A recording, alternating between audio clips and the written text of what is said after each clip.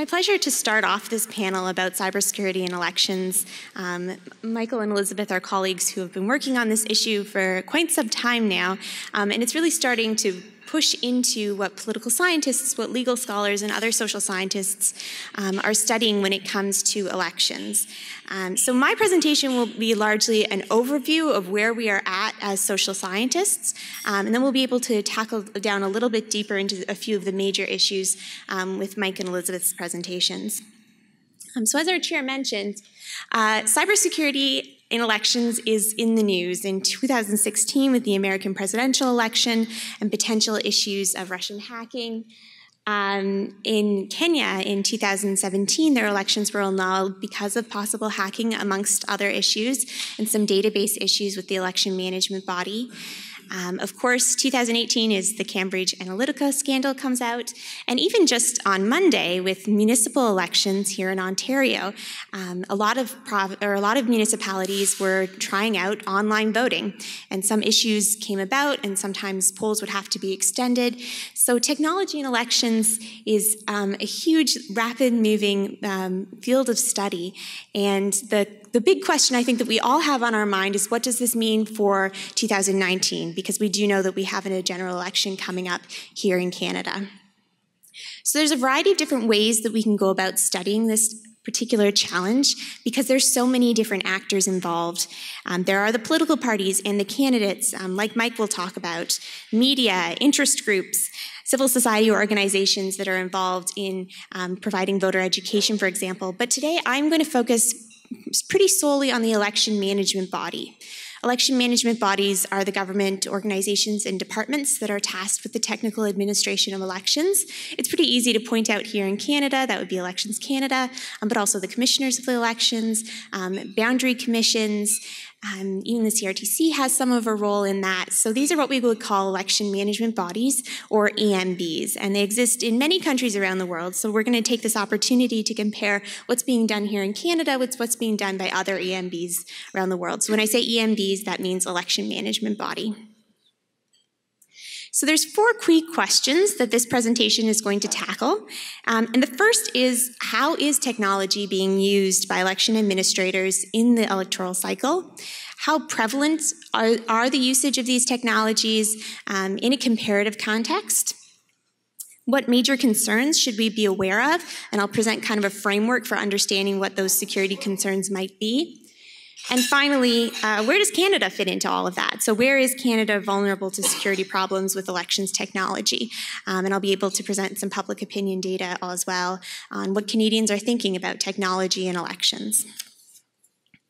So as the chair mentioned, elections are more than just what goes on election day. We call it an electoral cycle approach. Elections are the pre-electoral period where we are registering voters, we are setting up the laws, setting up the processes, through the campaign period when media and finance needs to be monitored, through election day and counting the ballots, and then dealing with the aftermath of elections. In Canada, usually the aftermath is pretty quick, but in other countries it can take a while before everything has been counted and everyone accepts the results.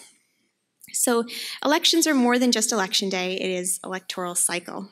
And so election management bodies are involved in a variety of tasks, everything from registering voters to monitoring campaign finance and media to actually counting the ballots. And of course, technology can be used in all of those different areas of the electoral cycle. It's used for registration databases. Nobody just has a file folder of registration databases. Even if you're not using online registration, for example, you're still using some sort of databases to house your registration files. Candidates are also filing their papers online, sometimes even if it's just via email.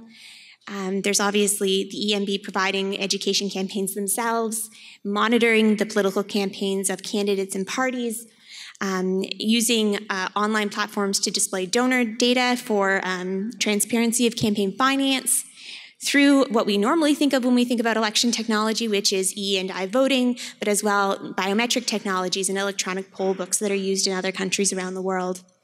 And then finally, the vote count. Are we counting them by hand, or are we scanning them, or is there other sorts of technological tools that are being used to count the ballots, but then also to announce them in a reliable way to the public? And so in Canada, we use technology in a variety of different parts of the electoral cycle. Oftentimes, my colleagues in other countries will say, well, that's okay, you guys have paper ballots, you don't need to worry about the tech thing. And yes, at the national level, we do have paper ballots, and they are counted by hand. But we use technology, and Elections Canada, as well as other EMBs in Canada, use technology throughout the electoral cycle. And if you look at the subnational level, then there would even be a maple leaf next to E&I voting, because at the subnational level, that is the case. So today, rather than take you through every single stage, which I would be very happy to do at another date, send me an email, I'm going to focus on 3 areas in each of the stages of the electoral cycle and try to respond to those 4 questions that I laid out at the beginning, to think a bit more about where Canada sits within a comparative context. So voter registration can happen in a variety of different ways. Obviously, there are registration databases and a variety of different tools that countries can use to get voters registered. This can be anything from pretty low-tech, a form can be emailed over, or a form can be used that's then scanned, to pretty high-tech where you can do all of your registration and identity check online. As well as many countries that are now adopting biometric data as opposed to using that instead of indelible ink in places where it might be difficult to get a complete registration list. And so in a comparative context, technology is used in about 2/3 of cases of countries. So this is data from the International Institute for Democracy and Electoral Assistance. And they demonstrate that registration technology can take a variety of forms, but it is used in many instances. This ranges from online registration, like we have now in Canada, offline but still digital registration, scanning technologies for processing registration files. But then in a large number of countries, none of this sort of technology is used at all. So what are some of the challenges that we should think about, especially when we look at online registration systems? Oh, I missed a slide. Also, online registration, this is just a graph from the United States. From 2002 to 2018, the number of states that have adopted online registration has risen very dramatically, from 1 to 39. So almost all states are now using some form of online registration. Right, so going back to what kind of concerns we should be thinking about. So I've kind of understood it within a framework of 4 different dimensions of some of the security concerns we should be aware of when we're looking at any particular type of election technology. The first is privacy and security, so obviously privacy of the public's data, which Elizabeth will speak more to. In the case of registration, of course, Elections Canada is collecting a large amount of data, and it has mandates to share that with a variety of different actors. So how does data stay private when it's supposed to be private and not private when it's supposed to be shared? The second dimension would be the accuracy. How accurate is the data? Is it being amended or erased in any particular way because of the online platform? It's always been possible, of course, to change and amend registration files, and we want it to be easy to change and amend registration files, so that people who do move to a new town have a really easy time registering again. But what kind of trade-offs are we going to think about in terms of accuracy? Something that I'm quite interested in is issues of accessibility, what the trade-offs are for technology and encouraging accessibility and for especially vulnerable populations or populations that don't necessarily always get out to the polls. So accessibility can include how is that service used. And there's a variety of different ways that accessibility can be threatened through things like distributive denial of service or defacing of the website if these sorts of registration websites come under threat. And then finally, an area of my research interest is looking at public trust and how so much of electoral integrity and the quality and confidence in election comes down to the public's willingness to trust the results and candidates' willingness to abide by results. And so in online registration, for example, if the public is unwilling to register because they don't want their information being put onto a website, then they may not use that platform and you have less voters registered and the whole legitimacy of this process comes into question. So where does Canada fall into this? I've talked about Canada having online registration. There's a nice little screenshot of the online registration portal there. So thankfully, our election management body is very well trusted compared to a lot of other countries where there's questions about the quality of electoral management. We have an independent election management body that is well trusted.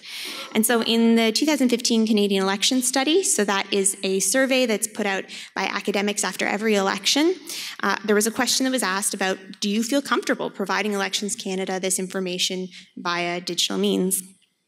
And the vast majority were very comfortable with that. Now, it'd be interesting the minute the system gets hacked into or the website gets defaced in any sort of way, how that level of trust might change. And so one key question is, how do we continue to keep up that level of trust in online registration here in Canada? The other question that I'm really interested in is where do things like online registration actually have greater benefits? So I've done some research. It's a paper that's under review right now that demonstrates that Canada's online registration system actually attracts segments of the population that don't usually get registered, especially young voters. So all the time when we're talking about new technologies, we like to talk about the security threats, but we should also be considering some of the opportunities for accessibility in the electoral system that might not be possible without the use of that technology. And moving to the campaign stage, obviously there's campaign media, and obviously technology has been ubiquitous in media from the original televised ads through robocalls. Mike has a great paper on that you should read, to email campaigns and obviously current social media issues. The tricky thing that I think political scientists are thinking about and legal scholars are thinking about is, well, who's the watchdog of this? I'm part of a group that does surveys of election management bodies cross-nationally. So in 2016, 2017, we surveyed 73 different countries' election management bodies. And we asked them, who's doing what, essentially? Who's involved in what sort of roles? Do you find that your mandate allows you to do these sorts of things? And in a great number of cases, the election management body had no mandate to be involved in regulating campaign media. Sometimes this is filled by an alternative body. So in Canada, we have the Commissioner of Elections and CRTC that's involved in these sorts of roles. But it's really telling that in a comparative perspective, EMBs are not necessarily always provided the mandate to monitor media before and during campaigns. This gets especially tricky when social media gets involved. And again, I'll throw you to my colleague Mike Powell for more on that. So if you look at the same sort of framework for understanding some of the security threats, election management bodies need to be aware of the disinformation campaigns that are coming, and especially how this might influence accessibility for running for office or participating in politics, especially for disadvantaged groups who may be intimidated or given threats or violence, especially women, online. But unfortunately, it's often outside of their mandate to be able to combat these threats. So a lot of good research against violence against women in elections, for example, is starting to look at how we go about improving these sorts of online spaces and whether an election management body has a role. Especially another issue is the inequality of access to new medias, that some people will get some information, some people will get different information, and how does that impact the equality of all citizens to participate and to make their decisions. So in Canada, technology is obviously used by a variety of actors. The only kind of question that I could find in the Canadian election study that was relevant was one about how you're contacted by parties. Social media is actually a small percentage when you compare it to things like telephone calls, but especially as we move away from landlines and onto cell phones, I would expect this to rise as a key mode of contact, and the question then will be, how is that going to be monitored and who is going to be monitoring that? Finally, the voting process, or the election day itself. There's a variety of ways that election management bodies can be using technology in that process. We often think of e-voting and i-voting, electronic voting machines, and then internet voting, but also electronic poll books, so having your registration lists in an electronic format that can be live updated, using biometric data, as is used in a number of countries where it's difficult to get accurate registration data. But And also, I have a colleague who works on really cool work on citizen observation and EMBs that are actually using apps to allow people to report in real time where there are security concerns at the polls or where they're having issues at the polls, and allow the EMB to adapt on election day through these sorts of apps. So this is also from the International Institute for Democracy and Electoral Assistance, and it's looking just at e-voting opportunities, still not as common as one might think, and also to kind of dispel the myth, Canada is a green country on there. At our subnational municipal elections, we do use both e and I voting, and so it's interesting, though, to note that it's not only a matter of countries continuing to adopt it, but there's also countries that are considering unadopting it. We have a workshop coming on Friday where we'll have a colleague from the Netherlands come and talk about their experience deciding to hand count ballots, even though they had the technology to do it digitally. So that leads in really well to some of the key concerns. Obviously, there's issues of privacy and security, not just privacy for the individual in terms of the technological components, but also in terms of whether they're having caregivers assist them in voting, and how online voting, for example, might facilitate a loss of privacy and loss of that right for individuals. And issues of accuracy are, of course, a problem, especially if there lacks any sort of paper trail. We also have to think about accessibility in terms of what happens when there are technical glitches and things are offline for a while. We just saw that in the municipal elections. And also, what about rural populations, for example, or places where if we move more and more towards technology or online voting, do we have to consider about how we're still using paper ballots and the access to these paper ballots for population groups that don't feel comfortable with technology. And then the final thing that I'm working on a research project myself on right now is looking at public trust when they cast a ballot using an electronic means. There is research, mostly from the American context, but there is research that demonstrates that if a voter goes to the polls and is using electronic means of voting, so they're just kind of touching a screen as opposed to actually physically putting a piece of paper in a ballot box. It also applies to postal voting as well, where you're not physically going through the act of voting. They tend to have lower confidence in elections. And as I mentioned, that confidence by the public that they know their vote's going to be counted as intended is so key to ensuring electoral integrity and electoral compliance.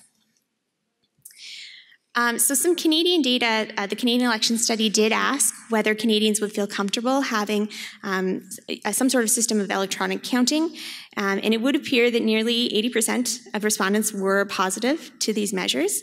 They come with benefits, obviously, for the election management body in terms of counting, speed, less prone to human errors, but also have to be weighed in terms of these potential issues of privacy, accessibility, and trust.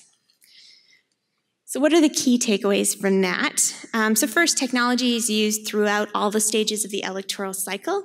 If you take away one thing, this idea that technology in elections and cybersecurity in elections is more than just E and I voting, that would be fantastic.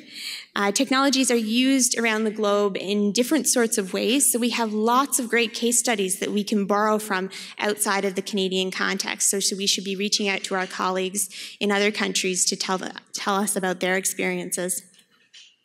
I think the major concerns with the use of technology is this privacy and security issue, the accuracy issue, accessibility, and public confidence. So it's not just about the fact that the technology might fail, it's also about, is this going to have impacts on how people feel that voting is accessible to them and whether they feel that they have confidence, because the whole thing falls apart if people do not accept the legitimacy of the elections.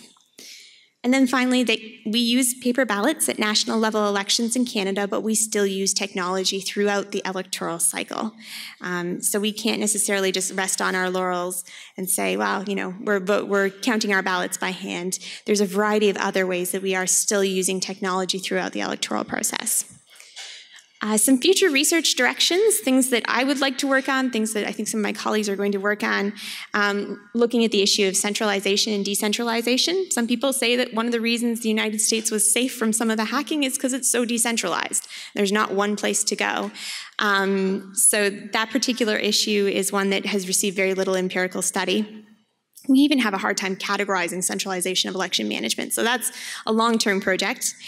Issues with digital literacy and how we understand disinformation and how people understand and digest political information is one area that requires a lot of study too.